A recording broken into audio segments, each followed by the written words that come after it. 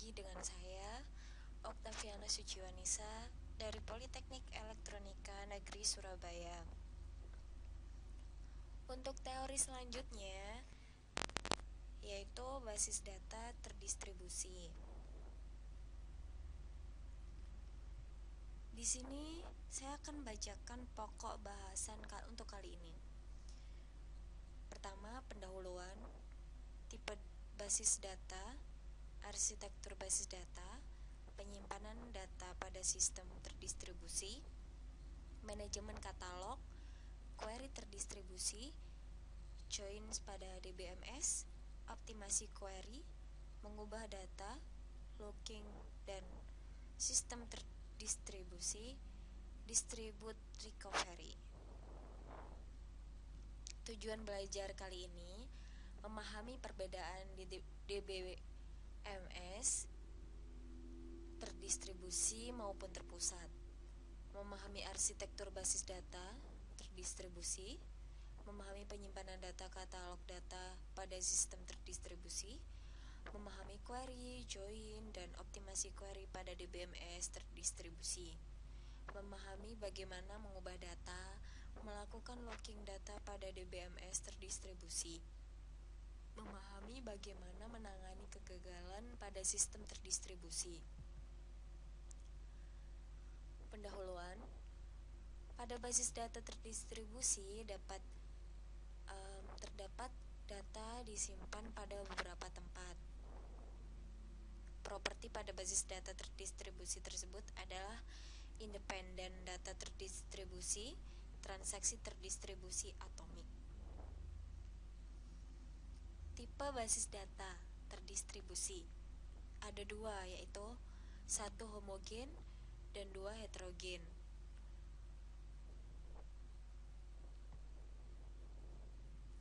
Arsitektur basis data terdistribusi terdapat dua arsitektur alternatif DBMS terdistribusi, yaitu satu arsitektur client server, dua arsitektur collaboration server. Untuk arsitektur client server sendiri memiliki satu atau lebih proses client dan proses server yang dapat mengirim query pada sembarang server.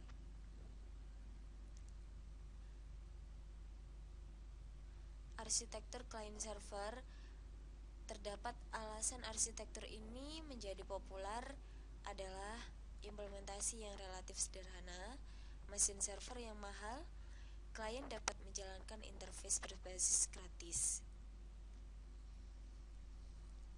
Kemudian untuk kolaborasi server digunakan untuk mengurangi perbedaan dan digunakan oleh alternatif arsitektur client server. Jika server menerima query yang membutuhkan akses ke data pada server lain, sistem akan membangkitkan query yang dieksekusi server lain dan mengambil hasilnya bersama untuk menggabungkan menjadi query asal. Dalam penyimpanan data pada sistem terdistribusi terdapat relasi yang disimpan pada beberapa tempat. Kemudian pengaksesan relasi yang disimpan pada remote site mengakibatkan biaya melewatkan pesan, dan untuk menguranginya sebuah relasi dipartisipasi atau difragmentasi ke beberapa tempat di mana fragmen tersebut sering diakses. Fragmentasi sendiri di sini terdiri dari relasi yang dibagi ke relasi atau fragmen yang lebih kecil dan mengirim fragmen tersebut pada beberapa tempat. Terdapat dua macam fragmentasi, yaitu pada fragmentasi vertikal dan fragmentasi horizontal. Replika ini merupakan proses menyimpan beberapa kopi dari sebuah relasi atau fragmen relasi. Keseluruhan relasi dapat direplikasi pada satu tempat atau lebih. Di sini terdapat ilustrasi replikasi. Motivasi untuk replika: meningkatkan ketersediaan data. Jika copy lokal dari relasi yang di-remote tersedia, maka tidak terpengaruh saluran komunikasi yang gagal. Kemudian evaluasi query yang lebih cepat karena dapat menggunakan copy lokal dari relasi masuk ke remote site. Manajemen katalog terdistribusi: menyimpan data terdistribusi pada beberapa tempat dapat menjadi sangat kompleks dengan nama yang berbeda. Menyimpan data sebagai relasi difragmentasi dan replikasi. Kemudian untuk query terdistribusi di sini memiliki fragmentasi horizontal dan fragmentasi vertikal. Di sini juga terdapat replikasi dengan seller dikopikan pada kedua tempat. Untuk join pada DBMS terdistribusi, contohnya adalah London menyimpan 500 halaman seller dan Paris mempunyai 1000 halaman reservoir. Di sini adalah contohnya sistem terdistribusi.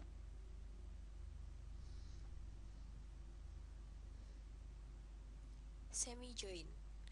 Teknik ini ditujukan untuk mengurangi jumlah tuple reservoirs yang dikirim dengan mengurangi biaya komputasi dan proyeksi pengiriman dan untuk biaya pengiriman relasi reservoir penuh. Optimasi query pada DBMS terdistribusi adalah memiliki beberapa perbedaan, diantaranya satu, biaya komunikasi harus dipertimbangkan. Otonomi tempat lokal harus diperhatikan menggunakan metode join terdistribusi yang baru. Untuk mengubah data terdistribusi, replikasi transaksi dapat dilakukan dengan cara synchronous replication dan asynchronous replication. Synchronous replication, dua teknik untuk menjamin transaksi terlihat nilai yang sama dengan copy. Satu, voting. Dua, read any read all. Bisa dibaca sendiri seperti apa penjelasan masing-masing. Kemudian asynchronous replication di sini mengizinkan modifikasi transaksi commit sebelum semua copy diubah. Kemudian pemakai harus waspada copy yang keluar dari sinkronisasi untuk suatu periode waktu yang pendek. Peer-to-peer replication, lebih dari satu copy dari suatu objek dapat menjadi sebuah master.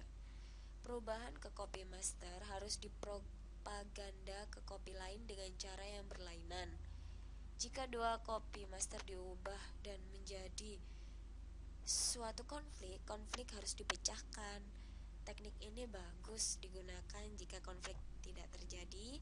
Misalnya, setiap tempat master memiliki fragmen disjoint dan yang memiliki hak pengubahan dimiliki oleh satu master pada satu waktu.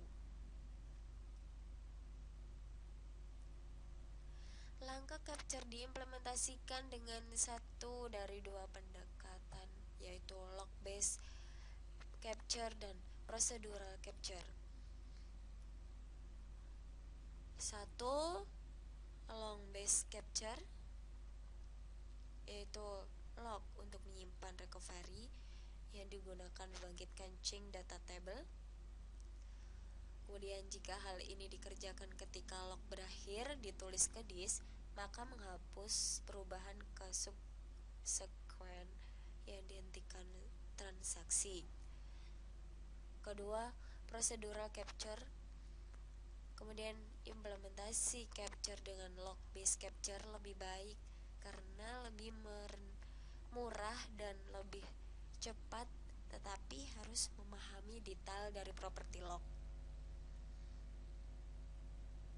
Untuk logging pada sistem distribusi ini bisa dibaca seperti apa penjelasannya.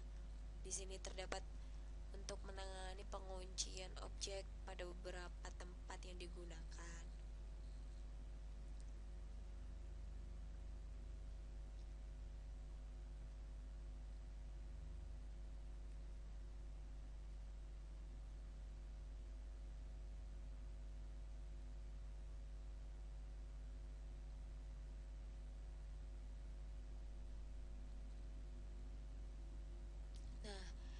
untuk restart setelah suatu kegagalan pada suatu tempat. Saya akan menjelaskan tahap-tahapnya sebagai berikut. Jika kita mempunyai rekaman log commit atau abort untuk transaksi T, tapi tidak mempunyai rekaman N, maka harus undo. Jika tempat ini adalah koordinator untuk T, tetap dikirimkan pesan commit atau abort ke subordinat sampai pesan AX. Jika kita menyiapkan rekaman log transaksi T, tetapi tidak commit, tempat ini adalah subordinat untuk T. Subordinat terus menghubungi koordinator untuk menemukan status T. Kemudian menulis rekaman log, abort, redo, dan menulis rekaman log N. Jika kita tidak menyediakan rekaman log untuk T, secara sepihak akan abort dan undo T. Tempat ini memungkinkan koordinator. Jika ya, subkoordinat mungkin mengirim pesan. Jika koordinator untuk transaksi gagal, subordinat yang memilih yes tidak dapat memutuskan apakah commit atau abort T sampai koordinator pulih. Pada saat itu T akan diblok. Meskipun jika semua subordinat saling mengetahui, maka transaksi akan diblok sampai satu dari subordinat memilih no. Jika suatu remote site tidak merespon selama commit protokol untuk transaksi T, baik karena tempat gagal atau saluran gagal, terdapat 3 pilihan di sini. Bisa dibaca sendiri. Kemudian selanjutnya pesan ACK digunakan untuk menyampaikan koordinator bahwa koordinat dapat melupakan suatu transaksi.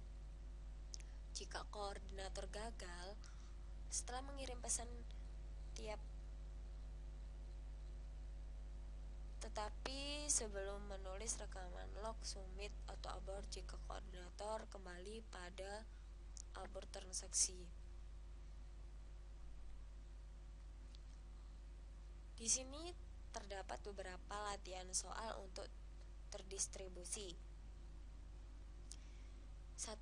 Apakah keuntungan DBMS terdistribusi dibandingkan dengan DBMS tersentralisasi?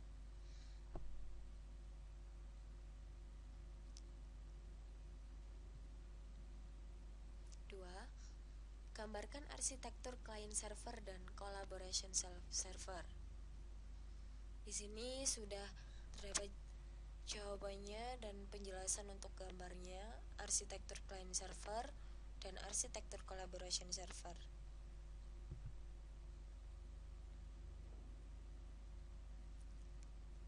Soal nomor 3.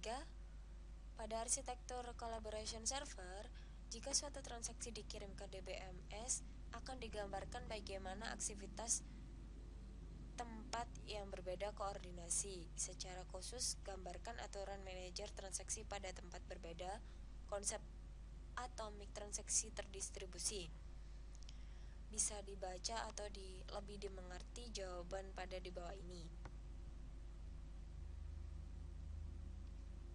Soal nomor 4, definisikan fragmentasi dan replikasi dalam hal di mana data disimpan.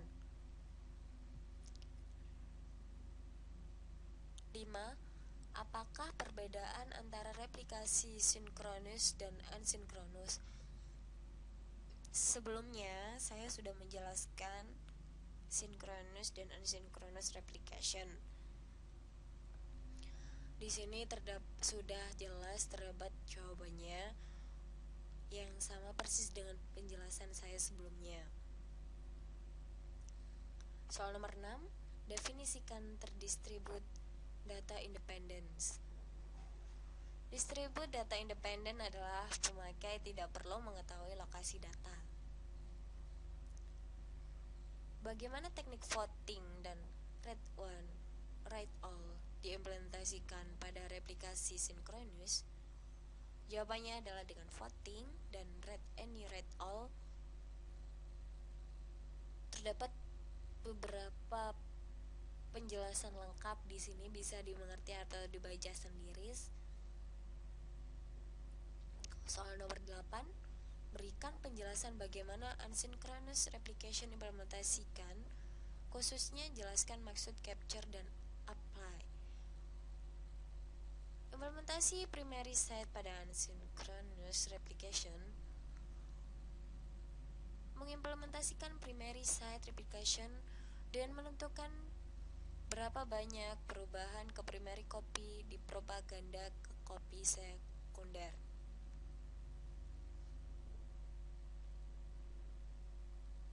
Langkah capture diimplementasikan dengan satu dari dua pendekatan, yaitu long base capture dan procedural capture.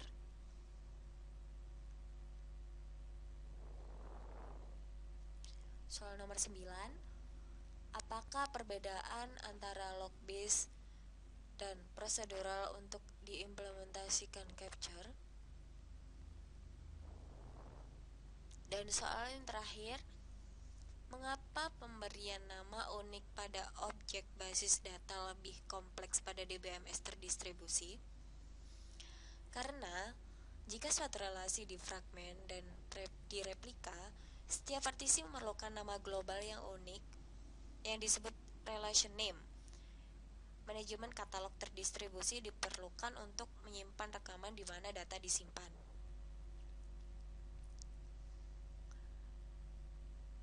Setelah melewati beberapa latihan soal, mungkin Anda bisa lebih memahami dan lebih mengerti tentang semua penjelasan saya sebelumnya, karena soal-soal ini sudah terdapat pada materi yang sudah saya berikan sebelum terdapat latihan soal ini. Oke, thanks for your attention.